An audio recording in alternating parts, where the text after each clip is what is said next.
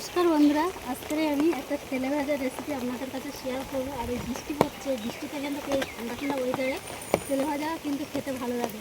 আর সেটা হচ্ছে কী দিয়ে বানাবো সেটা আমি রান্নাঘরে গিয়ে বলবো আপনাদের। এখন কিছুটা কারি পাতা তুলে নেবো, ওই জন্য এসছি এখানে।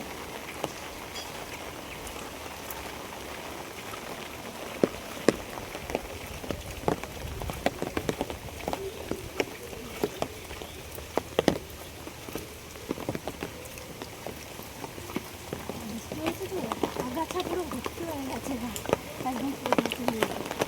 এর থেকে দেখে আর নিতে হবে, একটু দেখে নিই, কয়েকটা নিলে আমার হয়ে যাবে, বেশি লাগবে না। আমি যেটা বানাবো এটার জন্যই লাগবে। আর চলুন এবার রান্নাঘরে চলে যাই, গিয়ে এবার রেসিপিটা শুরু করবো। আপনারা পুরো ভিডিওটা কিন্তু অবশ্যই কিন্তু দেখবেন। আর এই বৃষ্টির সময় কিন্তু খেতে কিন্তু দারুণ লাগবে এইভাবে বানালে। আমি বললাম তেলে ভাজা বানাবো। তেলে ভাজা বলতে এই যে এখানে কিছুটা আমি ভেতে চিংড়ি নিয়ে এসেছি। এক দাদা আবদার করেছে যে এই চিংড়ি মাছের চপ খাবে, সেই জন্য আমি এই চপ বানাবো। আর আগে এই চিংড়ি মাছটা ভালো করে ধুয়ে পরিষ্কার করে নেবো, নিয়ে তারপরে চপটা বানাবো। আমরা এগুলোকে ভেটে চিংড়ি বলি, আপনারা কি বলেন জানি না। তো এই চিংড়ি মাছের মধ্যে কিন্তু কিছুটা এরকম মৌটি মাছও আছে, ছোট ছোট একদম। এগুলো ফেলবো না, এর সাথেই কিন্তু চপ করলে খেতে ভালো লাগবে।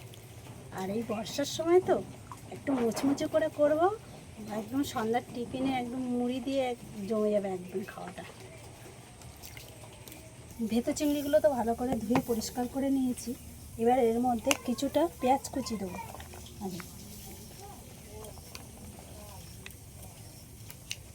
তারপরে কারি পাতা কুচি, লঙ্কা কুচি। আমি এখানে দু রকম কিন্তু লঙ্কা ব্যবহার করব, মানে একটু ঝাল ঝাল মতন করব, তাহলে খেতে ভালো লাগবে।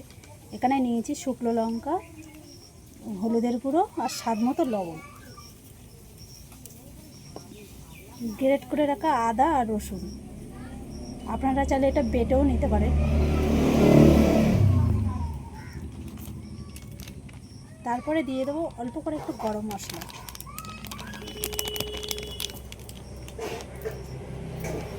এখানে কিছুটা চালের গুঁড়ো নিয়েছি, চালের গুঁড়োটা দিলে কিন্তু একটু মুচমুচে হবে, খেতে ভালো লাগবে।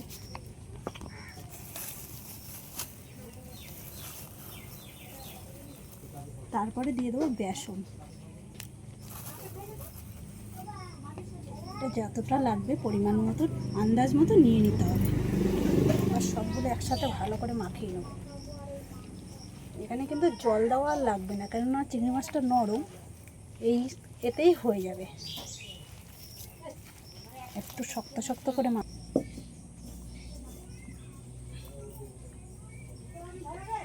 এবার চপগুলো ভাজার জন্য কড়াইতে কিছুটা সাদা তেল দিয়ে দেবো।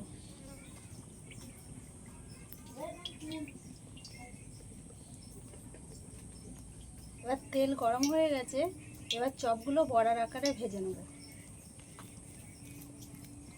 এরকম ছোট ছোট করে দেবো, কিছুটা আগে এরকমভাবে ভাজবো,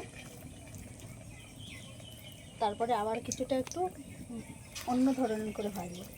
আগে কিছুটা এরকমভাবে ভেজে নিই। বড়াগুলো খুব সুন্দর ফুলে ফুলে উঠছে, দেখতে কি সুন্দর লাগছে। আর এই বড়াগুলো কিন্তু একটু লাল লাল করে ভেজে নেব। একটু খুন্তিতে এইভাবে নেড়ে চেড়ে দিতে হবে, তাহলে ভাজাটা ঠিক সমান সমান হবে সবখানে। এই চপগুলো তো ভাজা হয়ে গেছে, এবার আমি এগুলো তেল ঝরিয়ে তুলে নেব।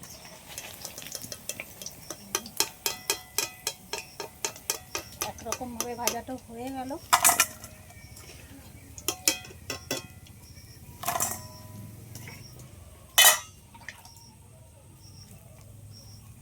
এবার আর একটা ডিজাইন করে বড়া ভাজবো, একটু এরকমভাবে করে নিয়ে এইভাবে ছেড়ে দেবো।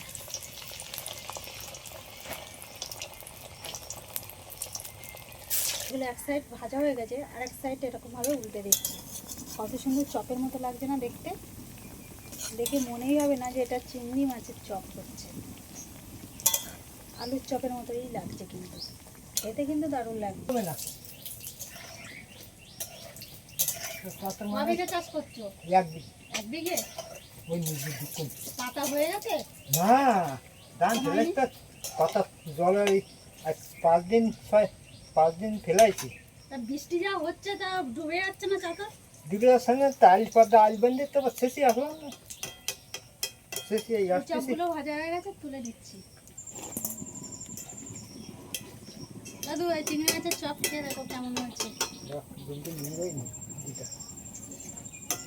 কি বলা ওই তো চিংড়ি মাছের বড়া, এই দুটো চিংড়ি আছে না, ভাতে চিংড়ি? হ্যাঁ একদম কুচো কুচো যে হ্যাঁ চিংড়ি, হ্যাঁ। ওই চিংড়ি বড়া। ওর থেকে নাও, নিয়ে খাও। দাদু দোকানে গেছে। দাদু ঘরে আছে।